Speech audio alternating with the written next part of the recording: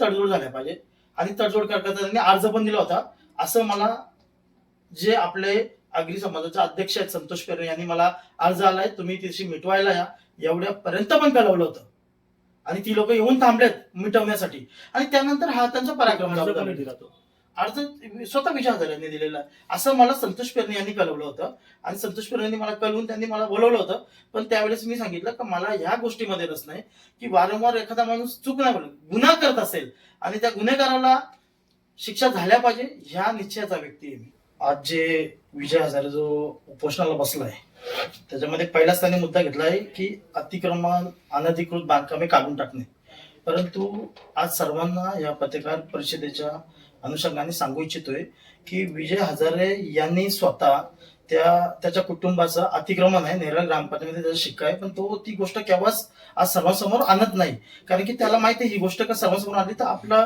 कुठंतरी जो आपण हा जो ते डावपेच करतोय ते डावपेच सर्वच्या समोर येतील दुसरी गोष्ट आहे का त्यांनी सांगितलं की ग्रामपंचायत हद्दीमध्ये जे बांधकाम नाहरकत दाखले किंवा बांधकाम परवानगी दाखले दिले जातात हा बघा विजय रामचंद्र हजारे यांचे वडील रामचंद्र मारुती हजारे यांचा अर्ज आहे की त्यांनी 24/6/2020 प्रमाणे ठराव केलेल्या बांधकामास कर आकारणी करणे 28/11/2025 रोजी त्यांनी हा अर्ज दिलेला आहे एका साईडला बोलतात की बांधकाम परवानगी ही देणं योग्य नाही गावठांमध्ये आणि हे स्वतः देतात असे जर गावातील कोणीही आलं तर हे मला गावामध्ये बांधकाम करण्याकरता ना हरकत दाखला आणि हा बांधकाम परवानगी दाखला या दोन्ही गोष्टी विसंगीत आहेत लक्षात ठेवा त्यांनी बांधकाम परवानगी घेतली तिचे अधिकार नसताना घेतले त्या गोष्टी या गोष्टी आज सर्वांसमोर आल्या पाहिजे म्हणून मी सगळ्यांसमोर आलेलो आहे दुसरी बांधकामं आहेत जी रस्त्यालगत त्याच्याशी माझं नाव का जोडलं जातं महेश उर्लेच का जे नेरळ विकास प्राधिकरण ज्याच्याशी निगडीत आहे नेरळ विकास प्राधिकरणाच्या अखत्यारीत असणारी गोष्ट तिथे महेश उर्ले सरपंच जाणूबुजून नाव घेऊन बदनाम करण्याचा प्रयत्न होता आणि याच्या मागचं खूप मोठं कारण दुसरी गोष्ट आहे की आज स्वतःच्या कुटुंबाचं अतिक्रमण तो दाखवतच नाही ती गोष्ट का दाखवत नाही का माझ्या कुटुंबाचं एसटी स्टँडला अतिक्रमण आहे माझ्या कुटुंबाचे 2 गाड्या अतिक्रमण शिक्का आहे ही गोष्ट का दाखवत नाही ही सर्वसामान्य जनतेच्या लक्षात आल्या पाहिजे आणि वारंवार एक महेश उर्लेची बिल्डिंग पण ती बिल्डिंग माझ्या नावावरती नाही माझा त्याशी संबंध नाही त्याचा असेसमेंट आहे तर ग्रामपंचायत मध्ये तरी सुद्धा ते बोलले त्याच्याकरता त्याच्यावर मानांचा दाखला करेल आणि हा विषय मी जाणून काढलाय की बाजूलाच जिंगल प्री स्कूल या नावाने एक प्री प्रायमरी स्कूल चालतंय ते स्कूल याच्यापूर्वी समोरच्या एका बिल्डिंग मध्ये त्या बिल्डिंगचं नाव मला लक्षात नाही आता पंकज रेसिडेन्सी त्याच्यामध्ये ते भाडेतत्वावरती घेत होते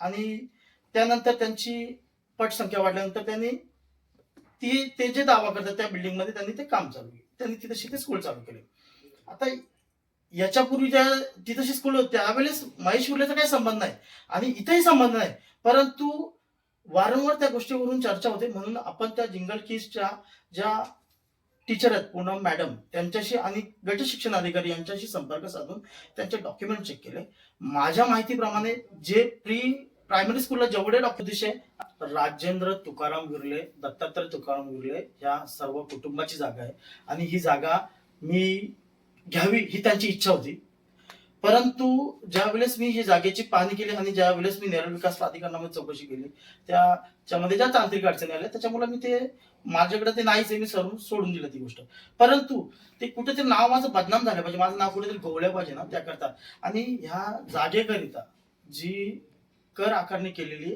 ती 2021 पूर्वीच केलेली 2020 मध्येच केलेली आहे ना आणि कोणाच्या नावावरती कर आकारणी केलेली ते सर त्याची असेसमेंट सुद्धा त्याच्यामध्ये नावं सुद्धा आहेत परंतु महेश उर्लेचं नाव गोवल्या पाहिजे हे साप त्यांना त्याच्यामध्ये त्यांचा हेतू दिसतोय की आणखी गोष्ट की धामोते ते एक बांधकाम चालू आहे गावठाण जागेमध्ये आता त्या गावठाण जागेमध्ये बांधकाम चालू आहे ते बांधकामाची 2000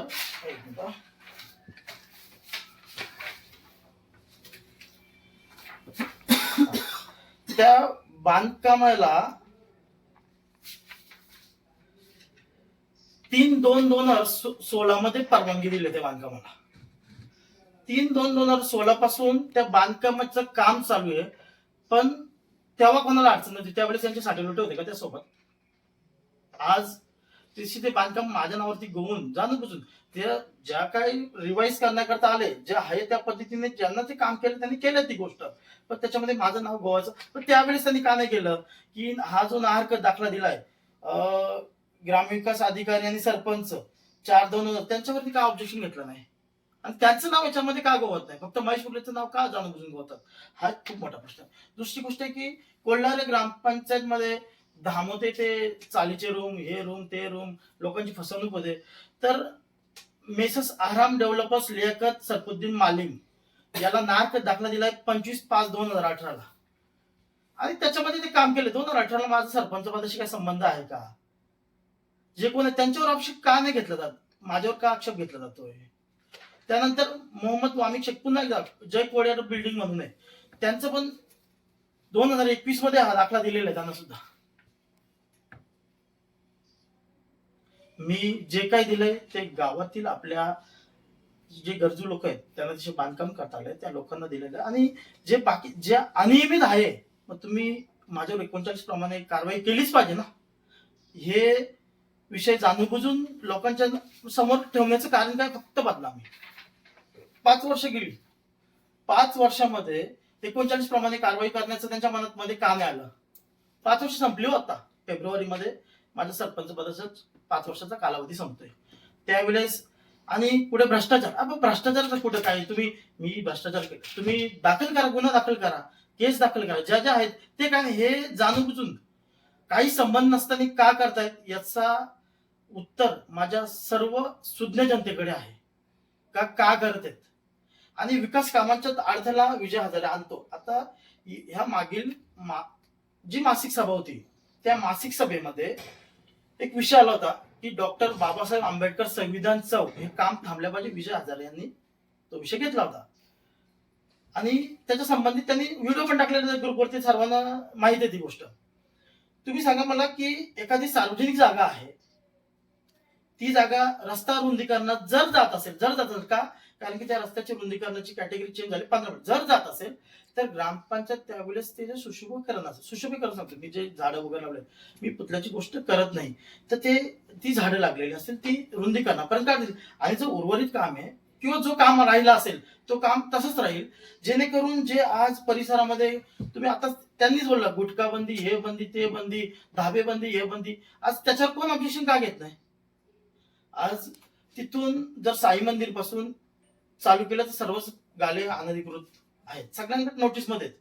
पण नाव फक्त एकाच इमारतीचं का घेतलं जातं, एकाच बांधकामाचं का घेतलं जातंय? या सर्व गोष्टींचा विचार सगळ्यांनी केला पाहिजे. दुसरी गोष्ट आहे की 2017 पासून ते उपोषण करतायत त्याचं, पण त्याचा माझ्याशी काय नाही केले, काय संबंधच नाही. दुसरी गोष्ट आका. आता आका हा काय शब्द आहे आणि त्याचा डायलॉग मारण्याची पद्धती पण खूप वेगळी.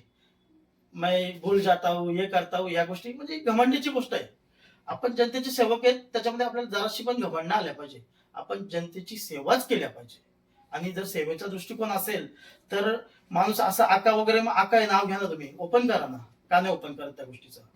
फक्त महेश मुरलेला कुठेतरी बदनाम करायचे, आपल्या सर्व जनतेला संभ्रमित करायचे, हा एकच उद्देश आहे. आणि मेन महत्वाचा उद्देश का जी केस चालू त्याच्यामध्ये तडजोड झाल्या पाहिजे.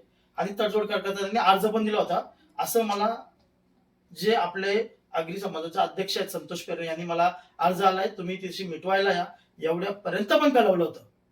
आणि ती लोक येऊन थांबलेत मिटवण्यासाठी. आणि त्यानंतर हा त्यांचा पराक्रम दिला. तो अर्ज स्वतः विजय हजारे यांनी दिलेला असं मला संतोष पेरणे यांनी कळवलं होतं. आणि संतोष पेरणे यांनी मला कळवून त्यांनी मला बोलवलं होतं.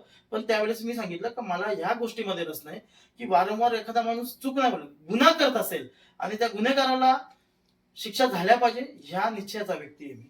आणि